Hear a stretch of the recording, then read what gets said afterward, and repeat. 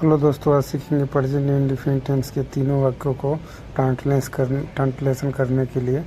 आइए देखते हैं तीनों वाक्य कौन सा है। पहला है साधारण वाक्य, दूसरा है नकारात्मक वाक्य, तीसरा है प्रश्नवाचक वाक्य। हर वाक्य को बनाने के लिए अलग अलग सूत्र लगेगा। आइए सूत्र लिखते जाएंगे और ट्रांसलेशन करते जाएंगे। आइए आगे देखते हैं ट्रांसलेशन करने के लिए सूत्र। हर वाक्य को अलग अलग सूत्र लगेगा। हर सूत्र को आप लिखते जाएंगे और ट्रांसलेशन करके आपको बताते जाएंगे। अगले वीडियो में हम ये सब बता चुके हैं, कोई बात नहीं। आइए इसमें वीडियो में देखेंगे तो आपको कुछ न कुछ और सीखने को मिलेगा। ये देखते हैं। तुम घर जाते हो। कौन सा टेंस है? प्रेजेंट इंडेफिनिट टेंस का साधारण वाक्य। इसका फार्मूला क्या है? कर्ता प्लस मुख्य क्रिया प्लस यस या यस एक वचन के साथ। यू क्या है? बहुवचन है। बहुवचन के साथ यस या यस नहीं लगता। You go to home. इसका ट्रांसलेशन होगा यू गो टू होम। जाना का होता है गो, तो जाना का इंग्लिश लिख लेते हैं गो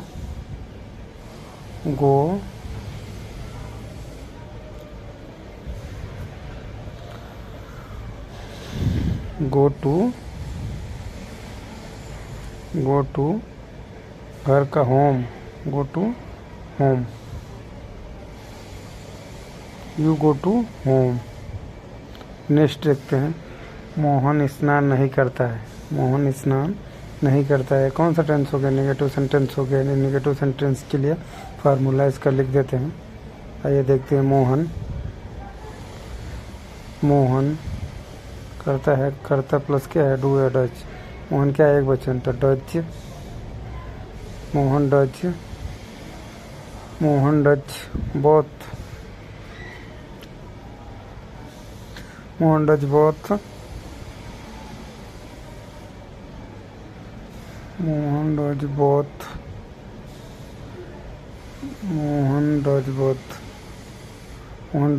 बोथ सॉरी, इधर गलती हो गया। इधर मोहन डज नॉट ऊपर सूत्र में लिखवाया है, देखिए। Mohan does not both. क्या सही हुआ? Mohan does not both. वह पुस्तक पढ़ती है। नेक्स्ट देखते हैं। वह पुस्तक पढ़ती है। कौन पढ़ती है? वह है स्त्री। तो सी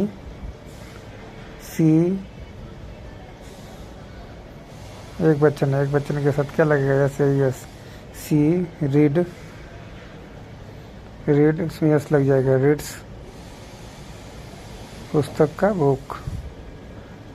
बुक। ही reads book. She reads book में कविता पढ़ती है। कविता रीड्स।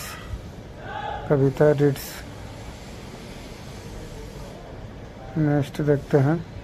बच्चे क्रिकेट खेलते हैं। बच्चे क्रिकेट खेलते हैं। चिल्ड्रेन बहुत से बच्चे हैं। ये क्या है? प्लूरल नंबर यानी बहुवचन है। बहुवचन के वजह से यस नहीं लगा। खेलना की इंग्लिश होगा प्ले। Children play cricket. इसका ट्रांसलेशन होगा चिल्ड्रेन प्ले क्रिकेट। प्ले क्या इसमें यस नहीं लगेगा बाद में। क्रिकेट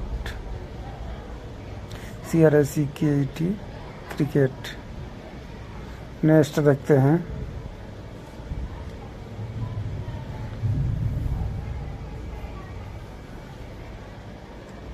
वह विद्यालय कब जाती है। अब क्या है? प्रश्नवाचक चिन्ह वाक्य आ गया है, मतलब बीच में क्या प्रश्नवाचक। इसका फार्मूला कि वो प्रश्नवाचक शब्द की अंग्रेजी पहले लिखते हैं। वेन का कब का मीनिंग हुआ?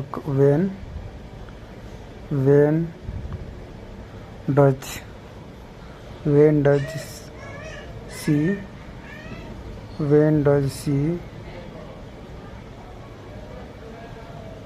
go to school?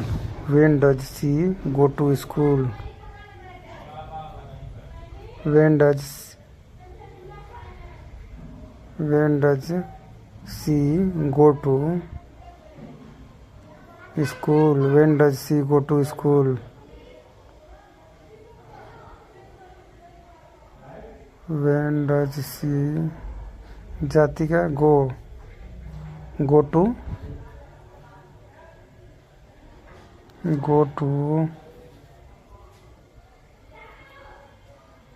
School go to school.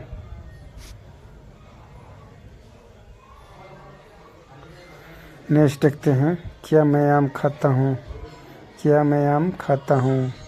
अब क्या है, प्रश्नवाचक चिन्ह पहले आ गया। इसके लिए दो प्रकार के होते हैं, कि वाक्य क्या से शुरू हो और बीच में हो। तभी क्या है, पहले दूसरा है शुरुआत क्या है, प्रश्नवाचक शब्द से हुआ है तो उसका सबसे पहले क्या लिखते हैं। इसका ट्रांसलेशन का सूत्र देख लीजिए, do I eat food, do I eat food.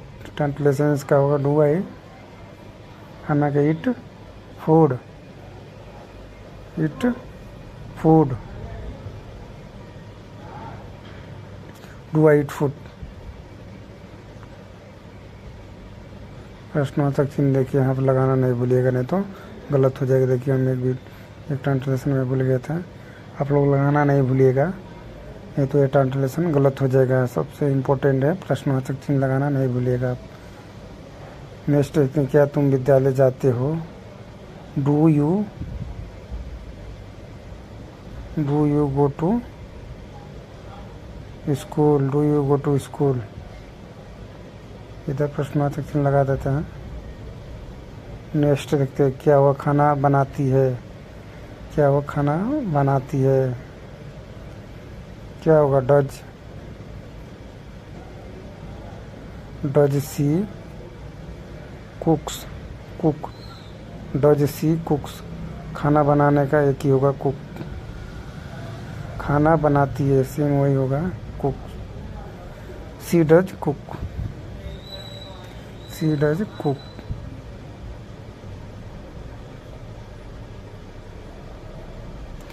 Next देखते हैं, नेक्स्ट ट्रांसलेशन देखते हैं, एक और ट्रांसलेशन देखते हैं।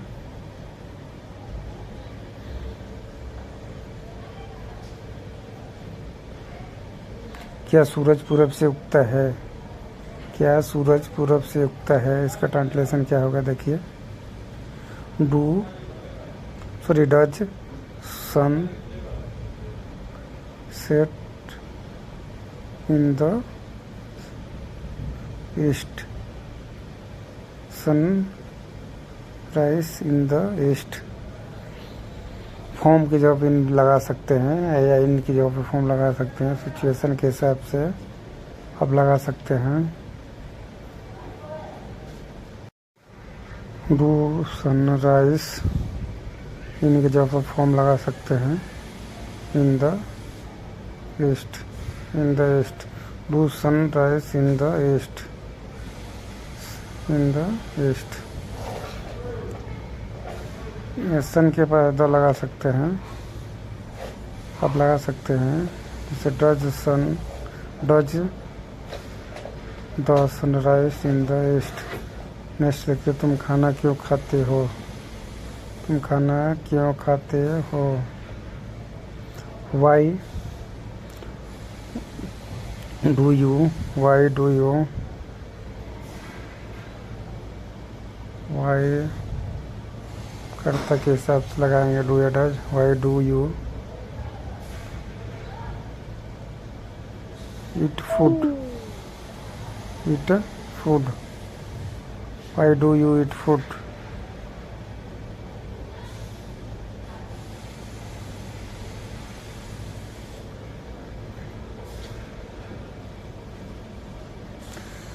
एक ट्रांसलेशन हम देते हैं, आप लोग कमेंट में करके इसका बताइएगा ट्रांसलेशन क्या होगा।